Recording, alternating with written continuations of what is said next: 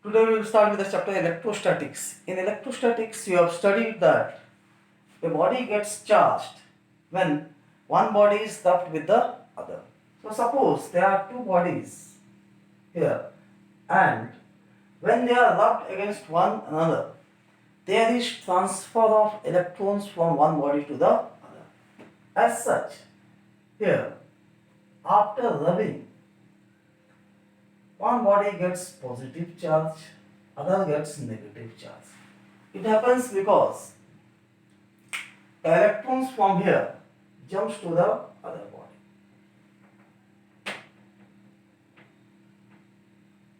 When it is rubbed, these electrons on this body get sufficient amount of energy to jump to the other body.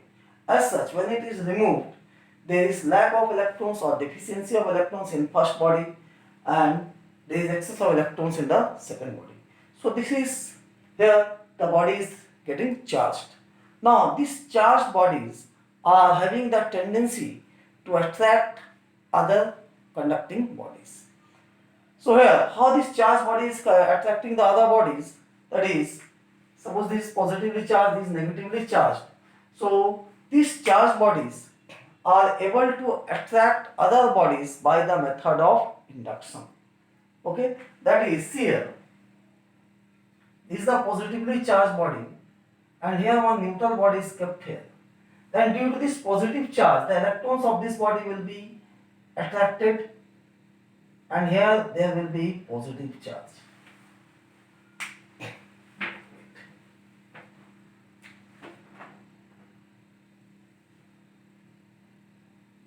Here there will be positive charge.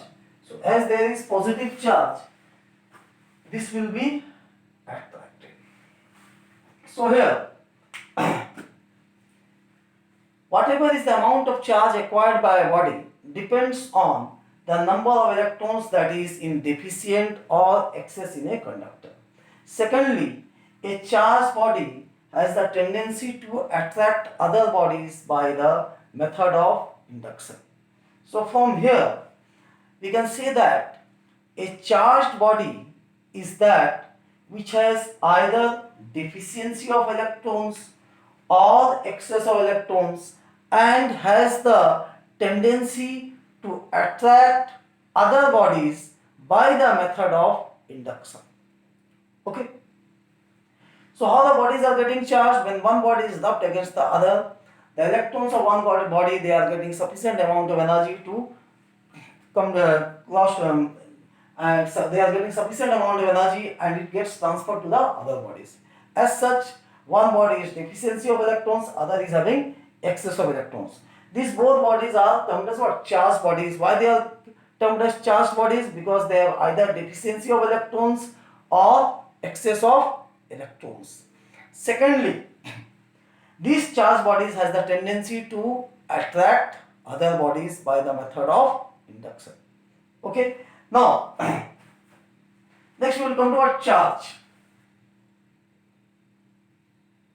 What is charge? It is, charge is the number of electrons present in excess or in deficiency in a given body. So here, suppose here, there is what? Deficiency of electrons, there is excess of electrons. So charge is what? It is the number of electrons. Number of electrons present in excess or in deficient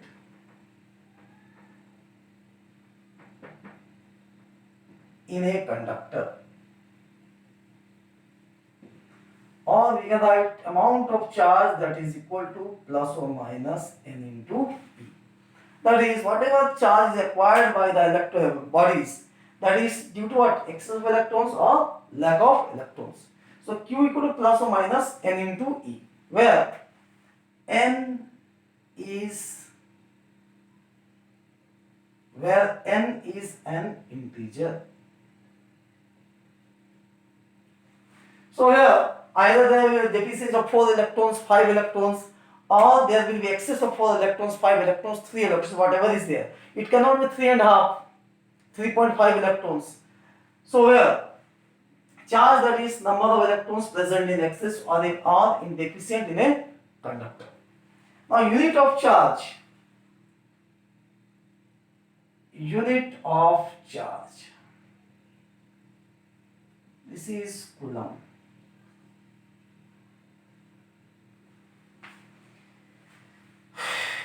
One Coulomb, you can define 1 Coulomb, that is when 6.25 into 10 to the power 18 electrons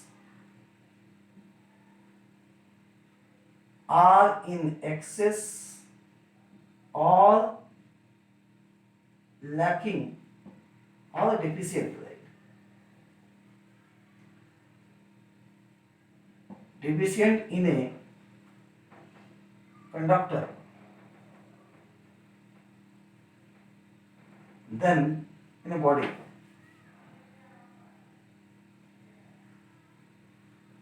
Then charge is 1 Coulomb.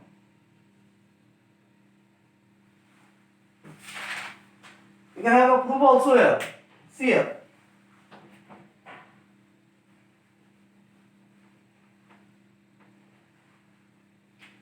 Q equal to plus or minus n into E. Q equal to plus or minus n, that is 6.25 into 10 to the power 18. Charge of an electron, that is 1.6 into 10 to the power minus 19 Coulomb. Okay. So when we will multiply these two and these two, you will get plus or minus, this is 10.00 into 10 to the power minus 1 Coulomb, or this is plus or minus 1 Coulomb. So amount of charge required by the body, that is plus or minus 1 Coulomb. So this is the definition of 1 Coulomb. Here we have proved here how it is coming. Next, that is CGS unit of charge. CGS unit of charge. So CGS unit of charge, that is stat Coulomb. So 1 Coulomb, that is 3 into 10 to the power 9 stat Coulomb. Again, one more unit of charge, that is electromagnetic unit.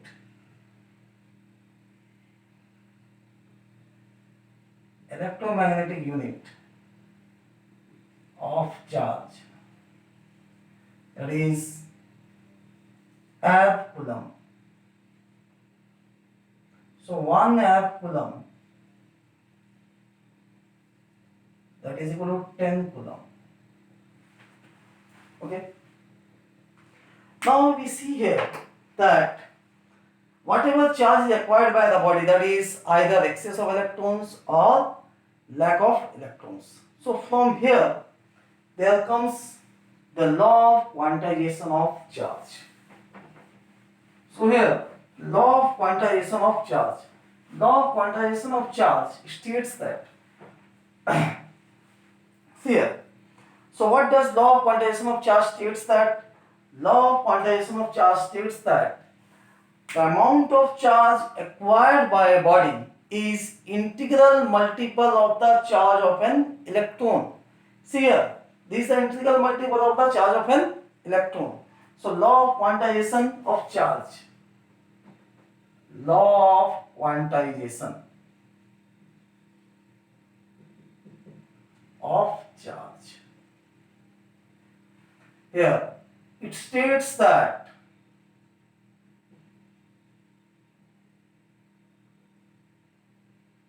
amount of charge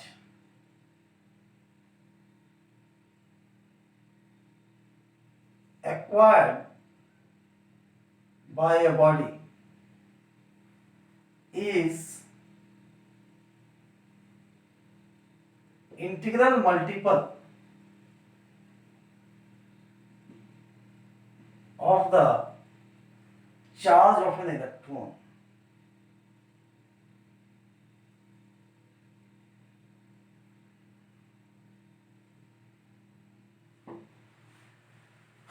or we can write Q equal to plus or minus N into, okay. So whatever charge is there, it is integral multiple of the charge of an electron. Related to this, one question comes here. Is it possible for a body to hold charge of 4 into 10 to the power minus 19 coulomb? Now we have to check whether this is possible or not. Now we know that Q equal to N into E plus or minus N into Q, that is 4 into 10 to the power minus 19 coulomb, N, and charge of electron, that is 1.6 into 10 to the power minus 19 coulomb. This will cancel out, N that is equal to 4 by 1.6, N that is 40 by 16, that is 5 by 2. So as it is not an integral multiple, here the number of electrons, that is not an integral multiple of the charge of an electron, so it is not possible for a body to hold charge of 4 into 10 to the power minus 9 coulomb. Okay, so here you are getting law of quantization of charge.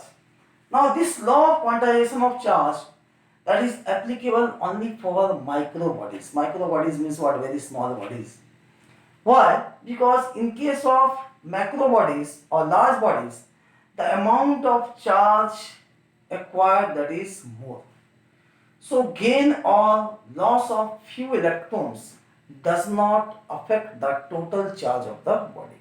That is why this law of quantization of charge, that is applicable only for, that is, micro bodies. Okay. Next,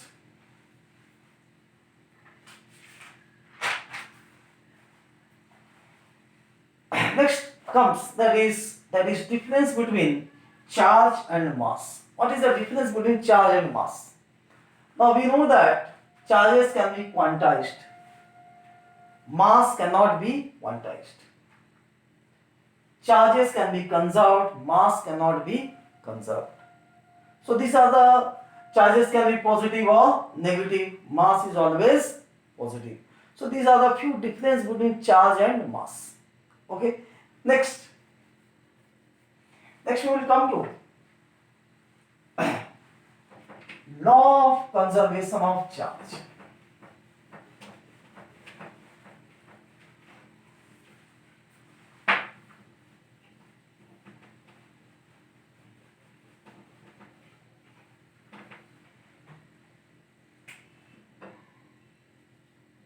Law of conservation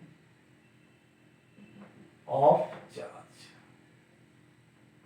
Now, law of conservation of charge states that the total charge of an isolated system remains constant. That is, charge can neither be created nor be destroyed, but can be transferred from one body to the other. Okay. So what does law of conservation of charge states? It states that total charge of an isolated system remains constant. That is, charge can neither be created nor be destroyed, but it can be transferred from one body to the other. So this is law of conservation of charge. Okay. Next, that is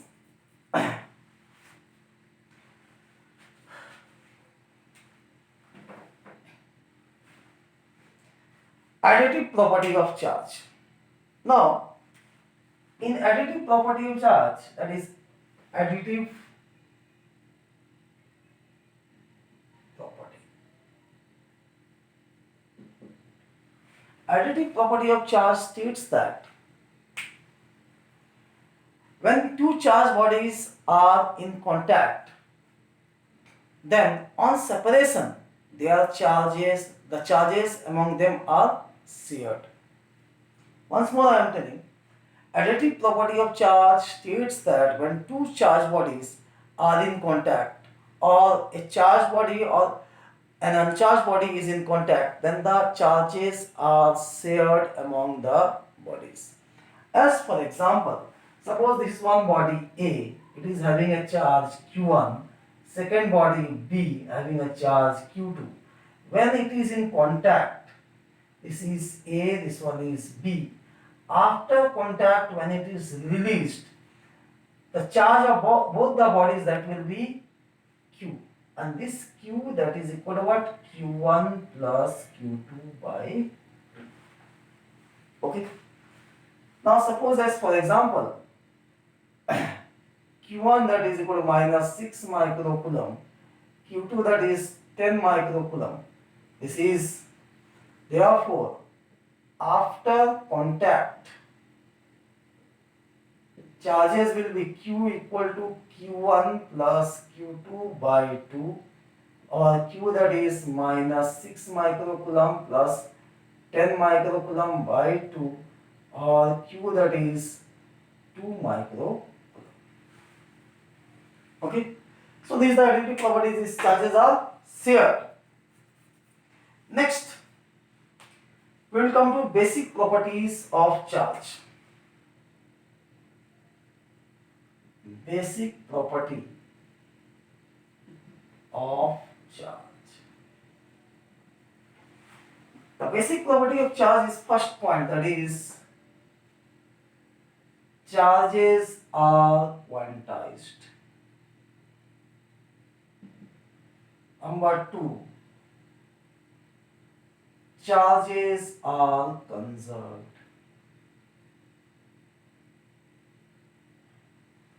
Number 3, charges are additive.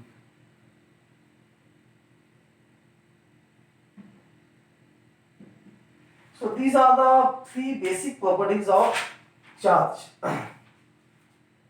Now, related to this,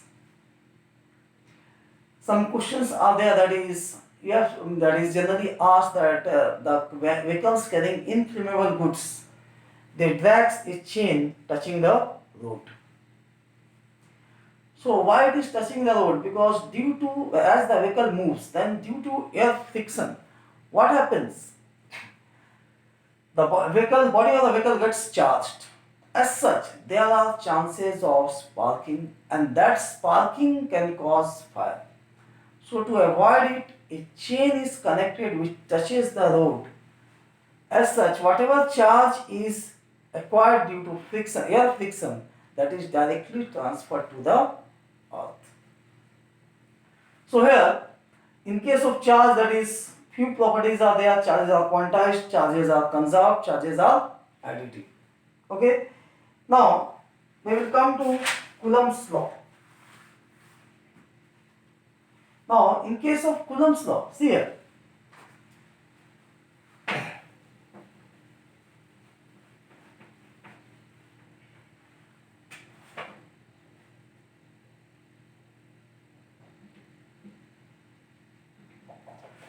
Coulomb's law states that charges can neither be created.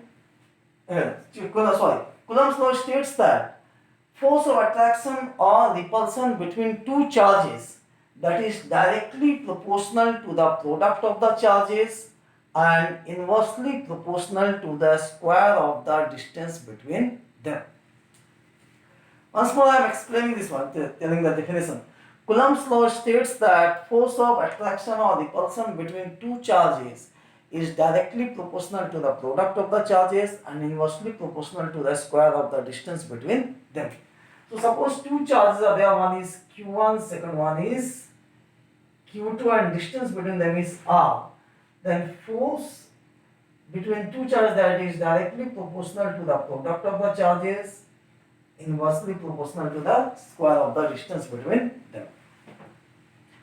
Or F, that is proportional to Q1 Q2 by R square. F, that is equal to some constant small k, Q1 Q2 by R square, where K, that is termed as electrostatic constant.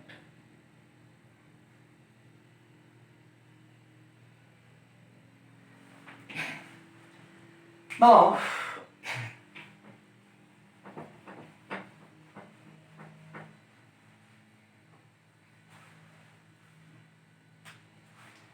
here it is termed as electrostatic constant.